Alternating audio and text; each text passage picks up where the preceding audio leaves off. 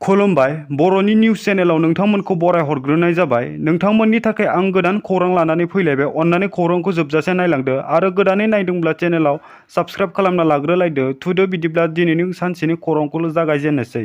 मानब सेवा संघनि बोसोनगिरि एबा सासे समाजनि सिबियारि बिरखां बर' बिथांनि आंगो जोनोमगिरि बिफा राजेन बर' बिथाङा रुंसारि जाबाय।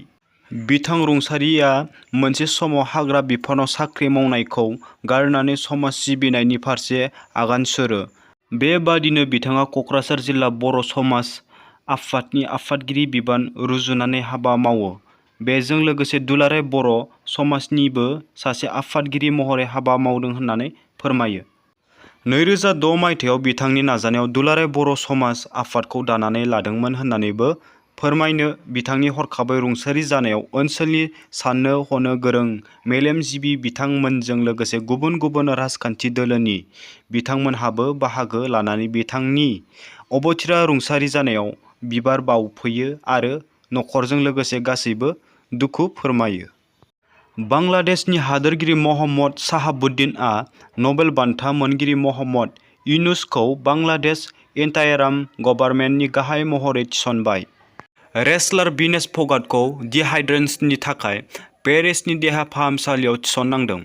मिथिनो मोननाय बादिब्ला गावनि देहा लिरथायखौ गोरोबहोनो थाखाय विनेश फगाटआ हरसेयाव 1.58 किल'ग्राम खमायदोंमोन, जायनि जाहोनाव डिहाइड्रेशननि थाखाय देहा फाहामसालियाव थिसननो गोनां जायो। ट्रेडिं एप DAAI जों आसामनिफ्राय कौटि कौटि रां लुथिनायनि दायाव जनक बसुमतारीखौ गुवाहाटी पुलिसआ हमबाय। माखासे सुबुंफोरा खारखोमानानै दं होननानै खौरां बिजोङाव फोरमायदों। क'क्राझार डमिन'सनि मेनेजार प्रितम दे रयआ निमाहा बिबाय। बर' हारि आरो बर' आइजोफोरखौ गाज्रि रावजों सोंखारिनायखौ लानानै मेनेजार प्रितम दे रयआ निमाहा बिफिनबाय। खौरां बिजोंनि गेजेरजों भारतारि एथलीट अविनाश सामलेकआ पेरिस अलिम्पिकआव हौवाफोरनि 3000 मिटार स्टेप लाइसेन्सनि फाइनेलनि थाखाय क्वालिफाइड जाबाय। चिरांनि बिजिनियाव जाब्रबथायजों जिउ गोमादों सासे इ-रिक्सा सालायगिरिया। बिजिनि बेसरगावआव गंसे इ-रिक्साखौ जाब्रबथायाव गोग्लैना थानाय थासारियाव बोखांनो मोन्दों जायगानि सुबुंफोरा। बेसरगावनि थाइबा दालांनि साखाथियाव इ-रिक्साजों लोगोसे देहायारि लोरबां इ-रिक्सा सालायगिरिया जिउ गोमादों। जिउ गोमानाय सुबुंखौ बिजिनि कावाटिकानि थागिबि माजब आली होनना सिनायथिनाय जादों।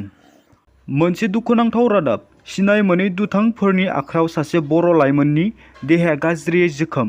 बिश्वनाथ जिल्लानि बेन्दोङाव थानाय तिनिसुथि आवाद पस्टनि सिङाव थानाय जयपुर गामिनि थागिबि जारुनि बसुमतारीनि आंगो फिसाज्ला सुमन बसुमतारीखौ सोरबा सिनाय मोनै दुथांफोरा बुग्लि-जुग्लि खालामना लामायाव गारना गालांदों। नखरनि दुखुथिया आंगो बिमाया फोरमायनाय बादिब्ला नखरनि गोबां उसुबिदानि थाखाय गुवाहाटीयाव खामानि मावनो नखरैनो थाहैनो गोनां जादोंमोन।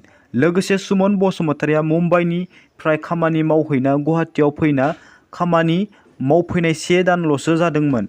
बे समावनो थांनाय 3 आगस्टनिफ्राय मोनानि समाव गुवाहाटी सहराव थानाय गरसुकआव मैगं लायनो थांनो होनना रुमनिफ्राय ओंखारलांदोंमोन।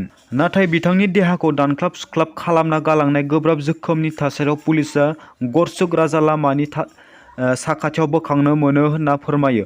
बिथांनि मबाइल फन आरो वालेटजों लोगोसे माखासे गोनां डकुमेन्टस आइडिफोराबो गोमाफायो होनना मिथिनो मोन्दों।